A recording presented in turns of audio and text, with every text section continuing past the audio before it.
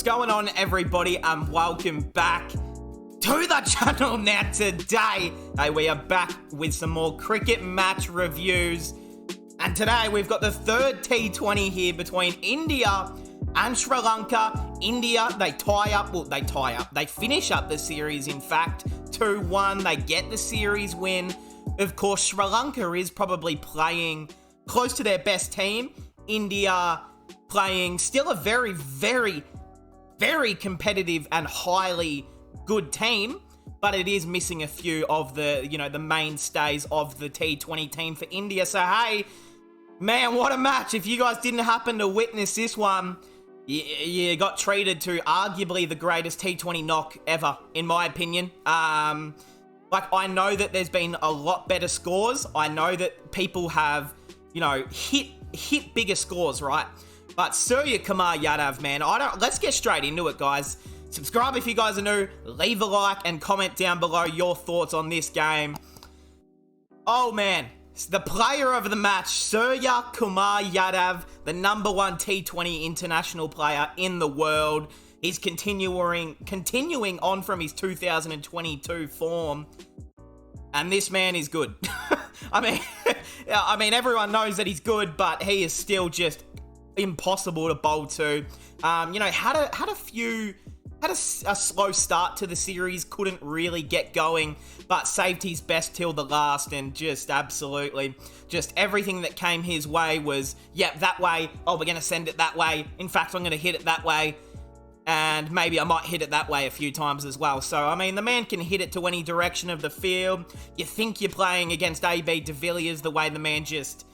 I don't even think AB de Villiers would admit that he was this good in T20 cricket. AB de Villiers was just before his time, and really did path the way here for the man. Suryakumar Yadav, none of this is possible without the AB de Villiers influence. And yeah, he looks like AB de Villiers out there, but on steroids. That's just what I feel out there. AB, he would still play, his normal strokes along the ground, but Surya, he doesn't give a shit about keeping the ball on the ground. He just says, it's going up and it's going over the rope about 8 times. So, hey, let's get into it, guys. Let's get into the match review. Oh, no, No. Okay, hold on. I accidentally clicked on the match highlights. That would, in fact, remove my channel instantly. So let's not get caught watching the highlights here, because we will get sent to the gulag. All right, India into bat first. They set a total of 228. Of course, look, Sri Lanka were never going to chase that down. I'm being brutally honest. I just didn't see a way they were going to chase that down. But let's talk about the batting. Ishan Kishan, he goes for one. Just hasn't been a great series for the man, Ishan. A little bit disappointing, because you guys know that we're big fans here of Ishan here at the channel. I think him and Shubman Gill, those are the two guys who are really fighting for that next opening position in Team India. Gill, Ishan, even Prithvi Shaw is the next sort of guy. Ruturaj Gaikwad. There's a lot of guys that are still fighting for that next opening position in Team India. And, Ishan has definitely let himself down this series. He's only done himself less favours. And then you completely turn it on its head, and Shubman Gill has looked really, really solid this series. I think the first game he scored 49, or it was another 50. Second game... yeah, Indian fans would forget the second game, but the third game here, 46 off 36, he really did he was rotating a lot of strike early, just making sure guys like Tripathi and Surya were getting on strike, but Gill then, he saw Surya hitting 6 after 6, and Gill said, I want in a little bit of this action, hit a few sixes himself, then found himself bowled, skipped up the crease and got bowled by Hasaranga. The little Harsey boy gave a couple of shackers in there as well. Rahul Tripathi, in just his second T20 international ever, it was awesome. And I know some people are going to think, all he did was hit 35 off 16. What do you mean that's awesome? It's good, but it's nothing amazing. But he just had to it was his role. I mean, that was the role he was given when he walked out to the crease. And, I mean, there were 2 sixes back-to-back that he hit. He hit 1-6 straight over the bowler's head. In fact, it was Karunaratne who was bowling. He smashed 1-6 straight over his head, and I thought, that was a pretty sexy shot, Tripathi. And then the next ball, you would assume that he just, blocks it along the ground or just runs a single. Nah, next ball, same delivery, same result, same shot. Straight over Karunaratne's head again for 6. We've seen some of this of Tripathi in the top order. Of course, for, Sunrisers. No. Kolkata. Hold on. We have to look this up. I'm not going to get caught out. Okay, the last thing that you probably would have heard from me in this video was me discussing between myself if Rahul Tripathi was in fact a Sunriser, Hyderabad, or a Kolkata Knight Rider. In fact, I was correct on both of them. He's played for both teams, so I didn't really need to cut the video and then edit and then look it up for myself because I actually knew the answer. I just doubted myself, and that's what happens when you doubt yourself. So for Tripathi, as I was saying, we've seen him do this in the IPL, just been waiting for international opportunities, gets an opportunity here, looked really, really good. Of course, he wanted him to keep going and just build, a nice little 65 off 35. I mean, that would be awesome, of course, but did play 2 beautiful shots. And then it was a good follow-up delivery by Chamika. Tripathi just tried to, give it a little edge at the back. It went straight to the man down there in gully, or at least, 4th, 5th slip. So Tripathi goes for 35. But it was just the Suryakumar Yadav show. I mean, that's if you got to witness this live, if you were there in the stadium, you are just the luckiest man ever. Talking about the stadium for a moment, though, let's talk about it. So, it's in Rajkot, yeah? Right? This was in Rajkot, correct? Yeah, so it was in Rajkot.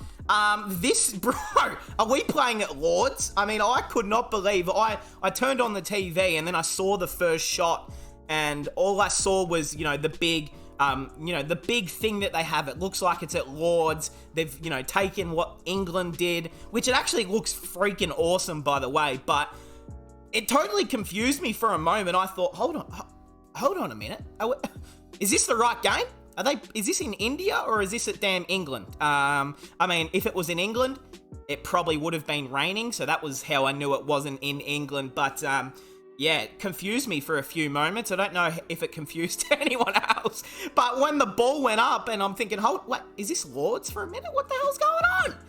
Anyways, I didn't even know that was there. It looks pretty cool. A beautiful stadium too. It was absolutely packed. But hey, let's not get distracted. Suryakumar Yadav is the man here to talk about.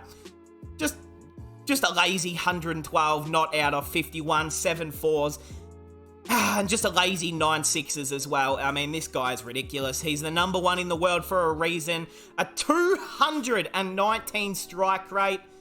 At one point, he was like 85 off 36 or something. It was just... You just couldn't believe what you're seeing with him sometimes. And you just think it's going to stop. He hits a 6, and then it'll be... he'll hit another 6... and then he'll hit a 4, and you're thinking, all right, that's enough boundaries for the over. He's going to block out the rest, or he's just going to run a single, and then they'll focus on the next over.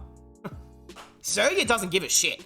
I mean, it doesn't matter if it's the 4th ball, the 5th ball, or the 6th ball of the over. He is trying to look for boundaries every single ball, and the fact that he can hit the ball over the back of his head, the fact that he can reverse sweep it, the fact that he can trollop down the crease and put it over your head, the fact that he can move around the crease and hit it to any single part of the ground makes it just impossible to bowl to him. I actually don't know what sort of plan I would go in with, because the man Mahesh Theekshana was bowling actually really well to Surya, and Surya just was smacking everything. And I'm thinking, Theekshana's doing nothing wrong here. He is bowling some really solid deliveries, and Surya isn't even reading them properly. Surya, he's not even, reading it out of the hand. He's just swinging the bat, and it's gone, and it's out of here. It's ridiculous, this man, and he is going to break some records, some very unbreakable records that I don't think anyone ever thought would get broken. He's going to break them, and he's going to be, when his career is done, he's going to be known as the number one T20 player in Indian history. Now, I know there is a lot of amazing records that people have from India, like Virat, Rohit, Yuvraj. I mean, all of those guys have fantastic T20 records, but this man, Surya, I mean, his numbers already stack up against the greats of all time. This guy debuted in 2021, right? I think he debuted in 2021 in the T20 International, and he's already got 3 centuries. Like, is anyone as shocked as I am? Like, it's ridiculous. It is simply ridiculous that I could sit here in silence for 2 minutes and just think about it. I mean, God, I actually woke up this morning after watching the game last night. I woke up and then I watched the highlights straight away of Surya batting, and seriously, you just don't see things like this happen very often. That's why I have to sit here and talk about it, because you just don't see things like this happen every day in every game. It's only, I'd say, about 5 players in history that can produce a knock like that. Surya, AB, Chris Gale would probably be another that, can go 360. I mean, Dhoni was a pretty 360 player as well. I mean, Adam Gilchrist again. So he's putting his name at the top of the list with these greats of all time already, in my opinion. So it's just ridiculous. It's just ridiculous. Like, how the hell do you bowl to him? Oh, God, man. It's just, drop your comments, drop your feelings, your thoughts. It is insane. All right, we're going to try and move on so I don't get a little bit, aroused. All right, Hardik Pandya, the skipper. He's not having a great series as skipper with the bat in hand, I would say. Hasn't had to do massive with the bat. I mean, he played one nice shot. In fact, he didn't hit a boundary. That was last game. So, didn't hit a boundary this game either. Goes for just 4 off 4. Nah, not great. Not great for the man Hardik. Deepak Hooda, same thing. Obviously, they all came in. It was quite late in the innings. They were all just trying to partner Surya and pretty much copy what Surya was doing. Just smacking runs for fun. But no one else could do it like him. I mean, you can watch Surya, and everyone would have been watching him thinking, oh yeah, I can fucking do that. I can easily do that if I get the right ball. And then you get the man Hardik Pandya, Deepak Hooda out there, and they try to do the same thing, and it doesn't work, and they go out. So, yeah, that is just the standards in that one.